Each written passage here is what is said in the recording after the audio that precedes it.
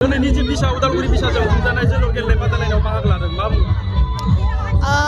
जिहेतु जोंना बियो जेबो बिदि कम्पिटिशन नङा दिनैनि फुटबल टुर्नामेन्टआ बेयो जास्ट भारत हादर आरो लोगोसे भुटान हादरनि गेजेराव जा फ्रेन्डशिप दङ बेखौ गोख्रों खालामनो थाखाय दिनै जोंहा उदालगुरि बिसानि बानजायनायावहाय दिनै बे फुटबल टुर्नामेन्टआ जागासिनो आरो स' आसा खालामो गावनि हानजा हिसाबै जोंनि उदालगुरि BCAAनो जोंनि उदालगुरि बिसानिफ्रायनो देरहागोन होननानै आङो सानो।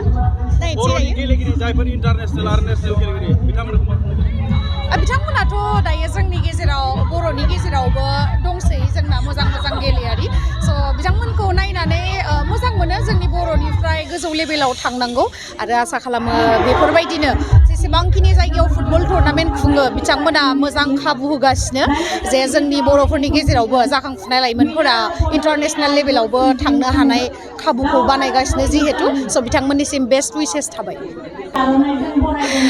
बेखौथ' मा होनबावनो बिथांमोननि अननाय होननांगोन अननाय आरो आसा खालामो बिथांमोना अरायबो बेफोरबायदिनो अनबाय थागोन बिथांमोननि अननाया दसे समनिल' जायालासिनो अराय सम जिउ जोबजासिम बिथांमोना आंखौ अनगोन होननानै आसा खालामो आरो लोगोसे नाजालांबाय थागोन बिथांमोनखौ बा मिउजिक भिडिअ'आनो जा बा मुभियानो जा बेनि गेजेरजों बिथांमोनखौ एन्टारटेनमेन्ट खालामलांनो नाजाबाय थागोन। उदालगुरि बिसाखौ मा खालामो दिनैनि हाबाफारिखौ गाजा गोमजायै खुंदों?